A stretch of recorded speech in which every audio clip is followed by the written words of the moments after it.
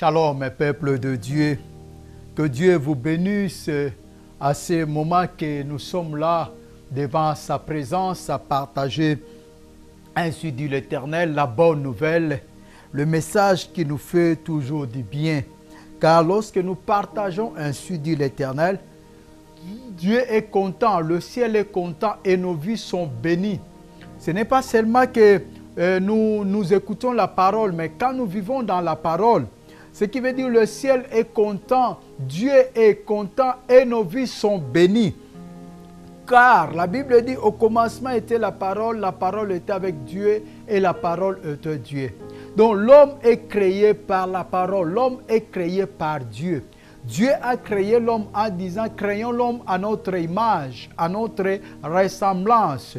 Donc il a créé l'homme par la parole. C'est pour cela, sans la parole, nous sommes vraiment rien. Donc on ne pouvait pas exister sans la parole. Donc on ne peut pas aussi vivre sans la parole. Vivre sans la parole de Dieu, c'est comme prendre un poisson et le mettre hors de l'eau. Donc il ne vivra jamais, impossible qu'il vive.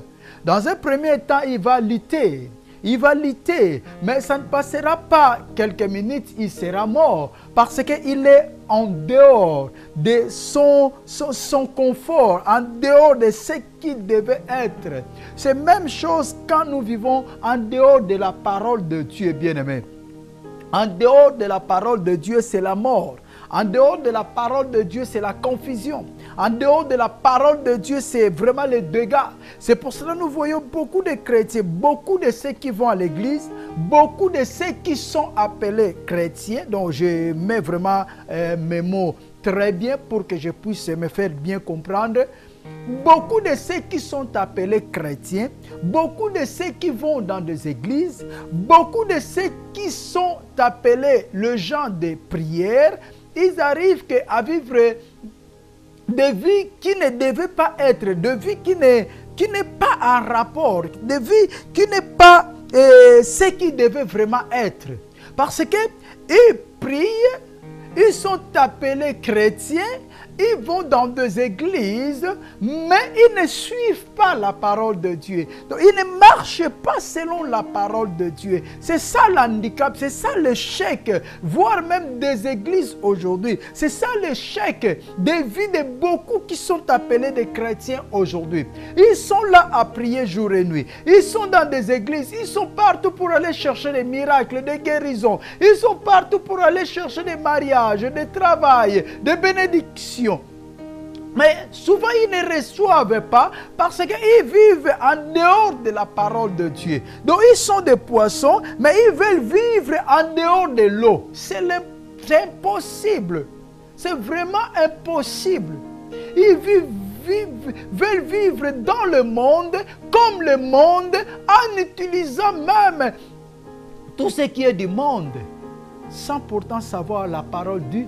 Nous sommes dans ce monde, mais nous ne sommes pas de ce monde. Donc on ne doit pas vivre comme vit le monde. La puissance de la croix. C'est là que nous devons comprendre qui nous sommes. Que nous ne sommes plus n'importe qui. Nous ne sommes plus comme tout le monde. Je ne suis pas monsieur tout le monde. Non, moi je ne suis plus monsieur tout le monde. Mais je suis celui que Christ a fait. Je suis celui qui marche selon la parole de Dieu. Je suis différent. Quelle est cette différence? La différence entre moi ou entre nous les chrétiens et le monde est que nous marchons selon la parole de Dieu. C'est ça la différence, bien-aimés. Il n'y a pas d'autre différence. La différence est seulement que nous marchons selon la parole de Dieu. Nous vivons notre liberté et non la libertinage. C'est ça la différence entre le monde et nous. Parce que le monde vit dans le libertinage. Mais nous ne vivons pas dans la libertinage. Mais nous vivons dans la liberté. Parce que nous ne sommes plus à faire comme tout le monde. Comme tout le monde. C'est pour cela, bien aimés, nous devons être attentifs. Quand nous parlons de Jésus, quand nous parlons de la puissance de la croix, ce n'est pas pour te dire que tout est parfait parce qu'on parle de la croix. Non, c'est croire à la croix. Mais qu'est-ce qui s'est passé à la croix? La croix, il y avait la souffrance. un homme devait souffrir. Souffrance extrême. Jusqu'à dernière humiliation de l'homme, il a accepté ça, de rester nu sur la croix. Afin que toi et moi, si nous vivons selon lui, si nous vivons selon sa parole, que nous puissions recevoir la bénédiction. Je ne suis pas en train de dire qu'il suffit de parler de la croix, la puissance de la croix, tout devient or. Non, mais il faut suivre la parole de la croix. Il faut suivre la parole de Dieu. Il faut marcher selon la parole de Dieu pour que tout devienne or. Pour que tout devienne brillant.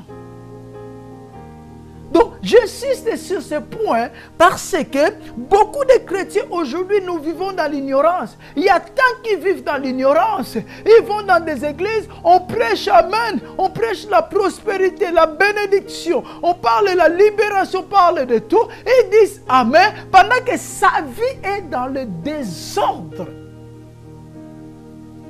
Au lieu de vivre dans la liberté, il ou elle vit dans la libertinage. Non, bien-aimé, tu peux crier 10 000 amens.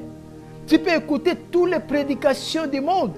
Mais si ta vie est dans la libertinage, cela veut dire que tu ne vis pas selon la parole. La parole nous amène à vivre dans la liberté.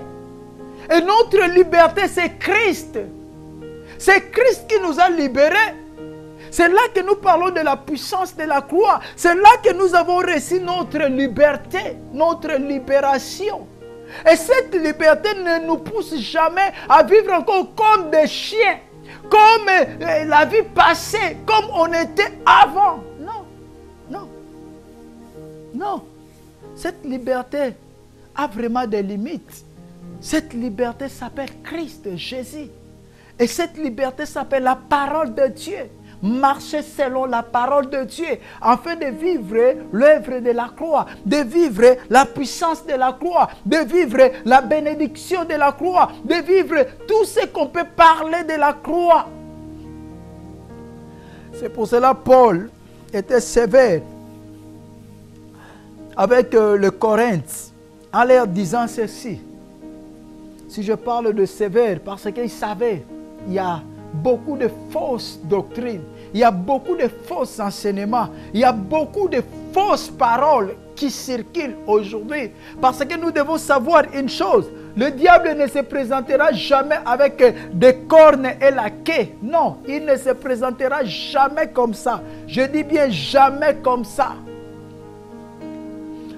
Il est le maître de la séduction. C'est celui qui séduit.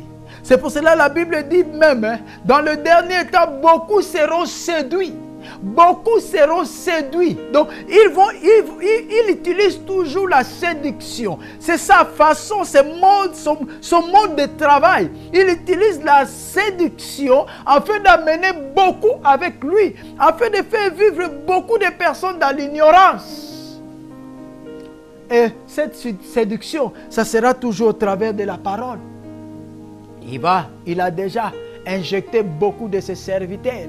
Il a déjà fait dérouter beaucoup de serviteurs de Dieu qui étaient vraiment des serviteurs de Dieu. Mais le diable les a fait dérouter. Aujourd'hui, ils vivent dans d'autres mondes. Cela veut dire qu'ils parlent de Dieu sans pourtant avoir Dieu. Cela veut dire qu'ils parlent de Dieu pour leurs intérêts. Ils deviennent comme des pharisiens que Christ avait dit. Vous parlez de la parole, mais pour vos intérêts. Donc vous prenez la parole comme vos marchandises.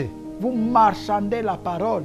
Aujourd'hui, nous avons vraiment beaucoup et beaucoup qui vous amènent dans le zèle, qui vous amènent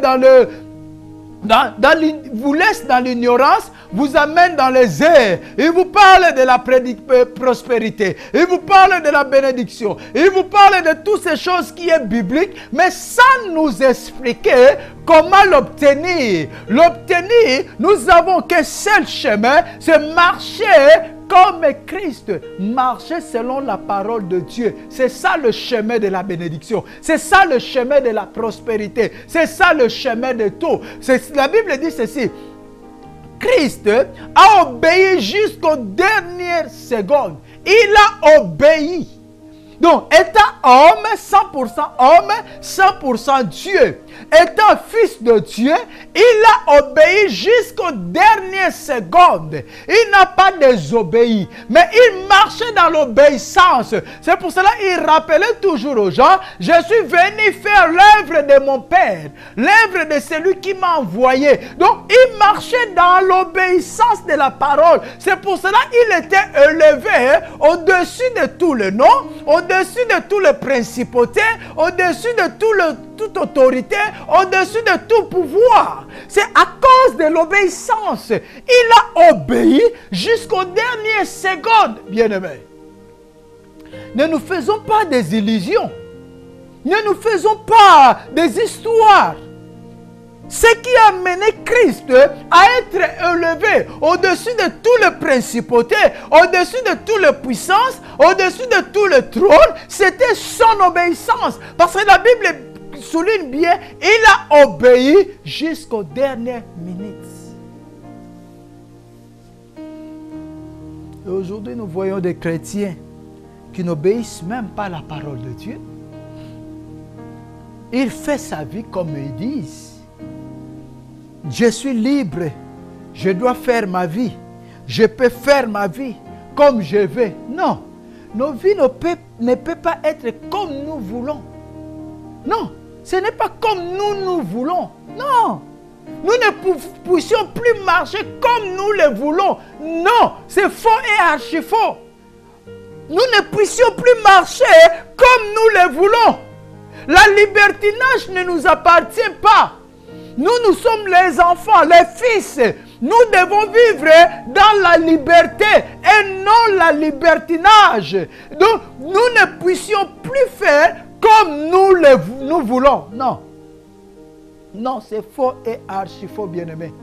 Aujourd'hui, que Dieu fasse grâce, que tu puisses écouter ce message et que ce message puisse t'amener vraiment à vivre dans la parole de Dieu, à comprendre la parole de Dieu, de sortir de cette libertinage diabolique, parce que la libertinage c'est diabolique.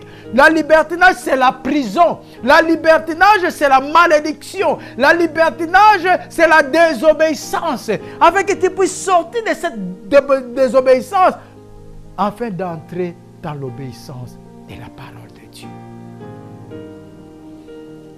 Paul a dit dans le livre de 2 Corinthiens 10, 4 à 5. Il dit, je parle de la puissance de la croix. Il dit, car les armes avec lesquelles nous combattons ne sont pas charnelles, mais elles sont puissantes devant Dieu pour renverser des forteresses. Nous renversons les raisonnements et toute hauteur qui s'élève contre la connaissance de Dieu, et nous amenons toute pensée captive à l'obéissance au Christ. Il parle des armes avec lesquelles nous combattons ne sont pas charnelles. Nous ne combattons pas avec des choses charnelles. Nous ne combattons pas, oui c'est bien, j'aime ça.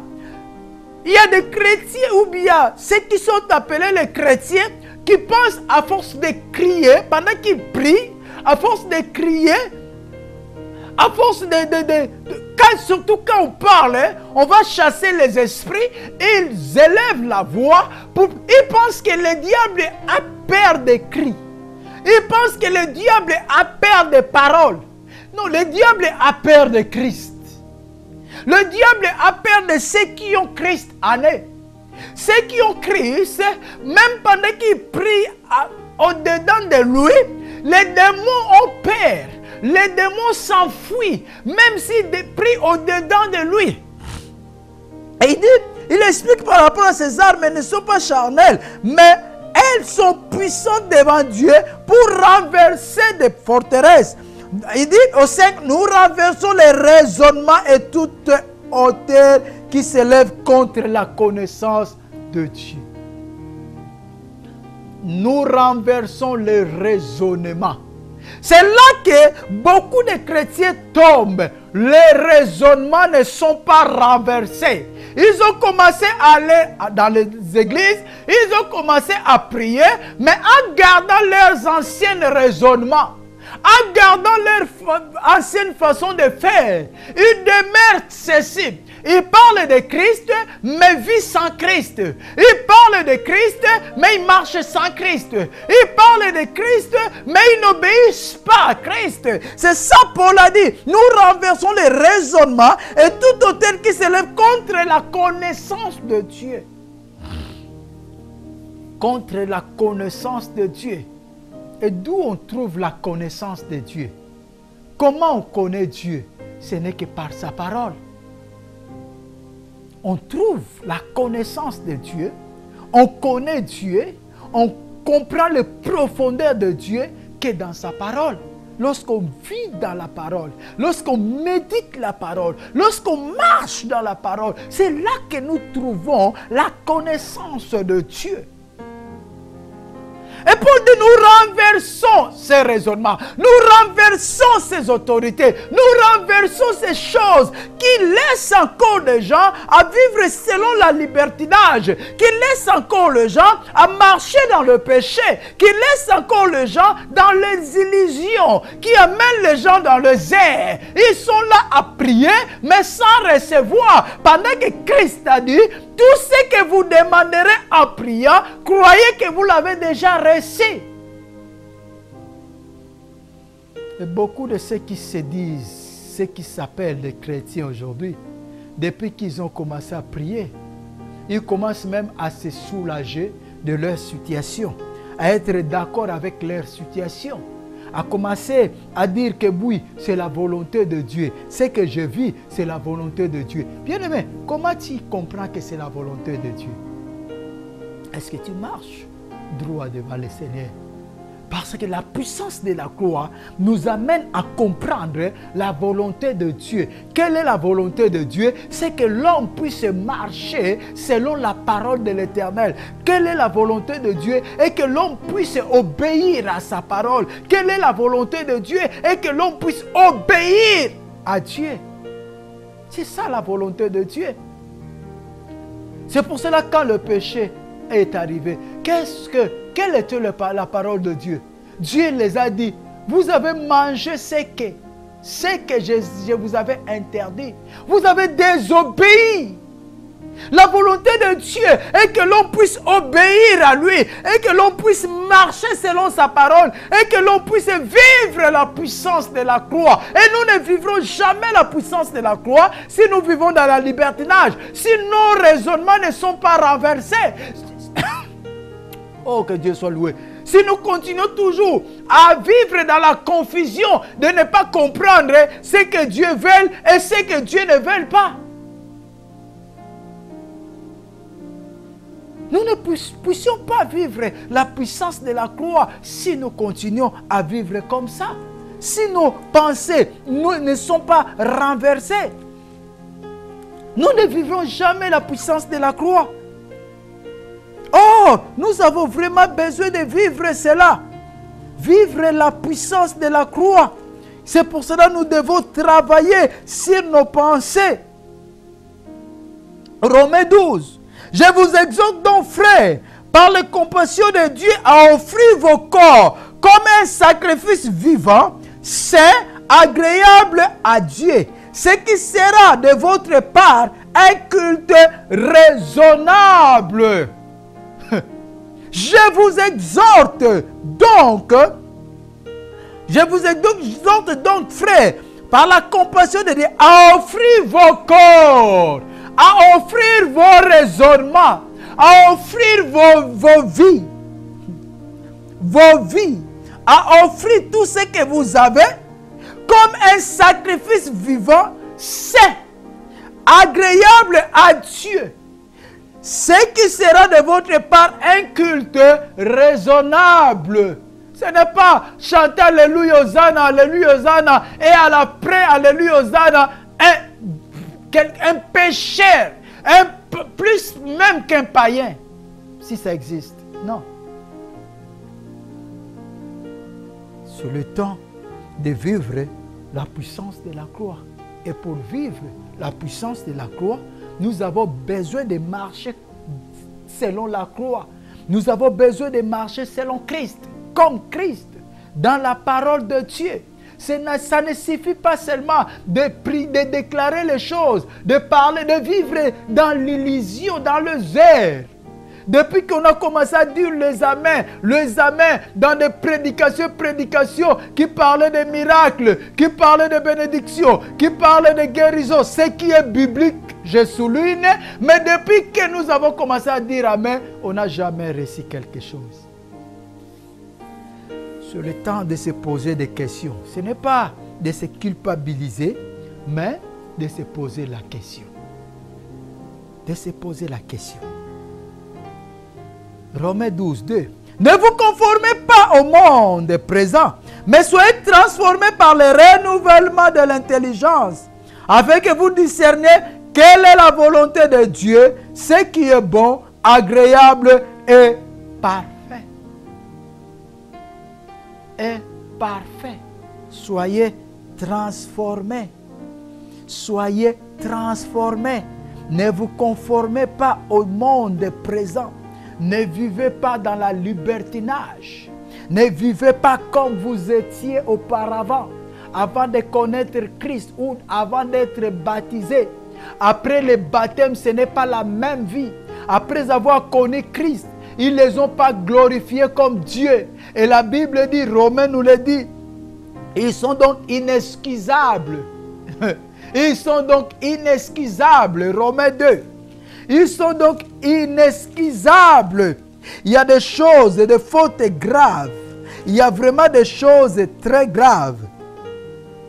Tu es donc inexcusable. Romains 2, 1. Inexcusable. Qui que tu sois, toi qui... Pardon, Romains 1. Romains 1, verset 18, oui. La colère de Dieu s'élève du ciel contre toute impiété et toute injustice des hommes qui retiennent injustement la vérité captive. 21 dit, ils sont donc inexcusables puisque, ayant connu Dieu, ils ne l'ont pas glorifié comme Dieu et ne lui ont pas rendu grâce, mais ils se sont égarés dans de vains raisonnements et leur cœur sans intelligence a été plongé dans le ténèbre. Soyez transformés parce que après le baptême, ce n'est plus avant le baptême. C'est une autre vie qui commence. Et cette vie nouvelle, ce n'est pas automatique que ça se passe. Ça se passe à nous pour vivre la puissance de la croix. Parce qu'après le baptême, nous parlons déjà de la croix. Nous parlons déjà de la victoire de la croix parce que nous avons accepté Christ. Mais pour revivre cette victoire, ça demande, il faut changer nos raisonnements, il faut changer nos façons d'être, il faut changer nos façons de penser parce que nous avons accepté Christ. Dans le baptême, nous acceptons Christ. Alors nous devenons inexcusables quand nous marchons en dehors de la parole de Dieu. C'est pour cela qu'il dit, après avoir, mais ils se sont égarés dans de vains raisonnements et leur cœur sans intelligence a été plongé dans le ténèbre. Après avoir connu Christ, ils sont retournés encore dans leurs anciennes habitudes, dans leurs choses anciennes. Ils ont amené leurs raisonnements païens dans le Seigneur. C'est pour cela qu'ils marchent avec, ils parlent de Dieu, mais vivent sans Dieu. C'est impossible de vivre la puissance de la croix si nous sommes comme ça. Or, Christ a monté sur la croix pour nous libérer, pour nous délivrer, pour nous rendre libres. C'est ça le travail qu'il a fait sur la croix. Il a accepté tout afin que nous puissions vivre une autre vie. Ce n'est plus de vivre la libertinage. Ce n'est plus de vivre dans le péché. Ce n'est plus de vivre avec des raisonnements païens. Ce n'est pas de vivre avec des raisonnements mondains. Non. Christ ne nous livre pas à ces choses. Mais il est là. Il nous a sauvés afin que nous puissions vivre une vie nouvelle. Vivre une vie nouvelle. Et cette vie nouvelle est basée dans la parole de Dieu. Ce n'est pas en dehors de la parole de Dieu. C'est dans la parole de Dieu. Marcher selon la parole de Dieu. Et c'est là que nous allons vivre la puissance de la croix. C'est là que nous allons vivre des miracles, de guérison, de libération, de bénédiction et toute autre chose. Car ces choses nous appartiennent. Ces choses est pour nous. Et pour nous. Que Dieu nous bénisse. Nous allons nous retrouver à la prochaine opportunité que Dieu va nous accorder. Restez bénis dans le Seigneur Jésus-Christ.